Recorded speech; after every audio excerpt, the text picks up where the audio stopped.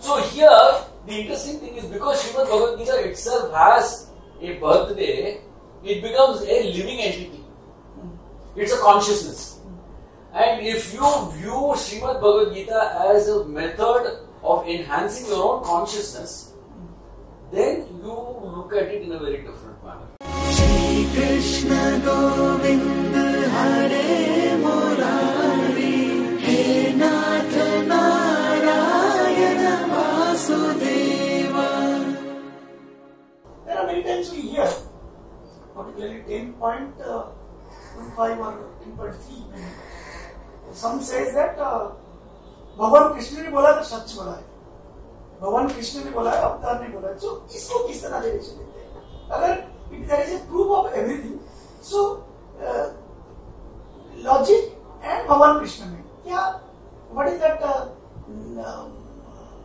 similarity or dissimilarity?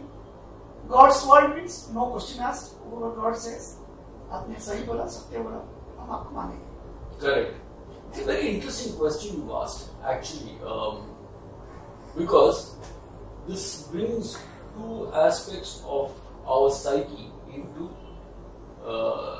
the fore. The first one is the questioning psyche. Right.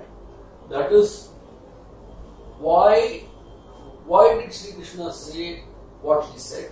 Was it based on logic, evidence, or is it important that we really shouldn't bother about what Shri Krishna says and just accept him as a Bhagavan or something like that?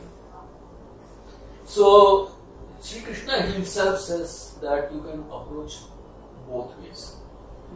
So the thing is that in Bhakti Yoga, he skips, or in fact throughout the Srimad-Bhagavadgita, he says, you surrender unto me. Stop worrying about all these logics. They don't matter. In the end, if you surrender to me, I will take care of everything. Main hu na. You know? So the thing is that is the simple explanation. But unfortunately, as human beings, we don't live in such a simple world, and it's not possible for us to surrender completely all the time. So we have our own sense of identity, which manifests itself in various situations. So what we end up doing is complicating our way of thinking. Instead of being simple, we begin to complicate it with all kinds of mirchi masala. Right? We put spice into it and it becomes a very different dish as opposed to the simple dish which Shri Krishna has given to Arjuna. Now the second part is the one who is curious, who seeks proof. Shri Krishna talks about much of the logic in Bhagavad Gita in a very simple manner. And the proof that of the logic is embedded, or the pramanas are embedded in the logic itself. And it is the yoking of the individual. See, here you have to remember one thing.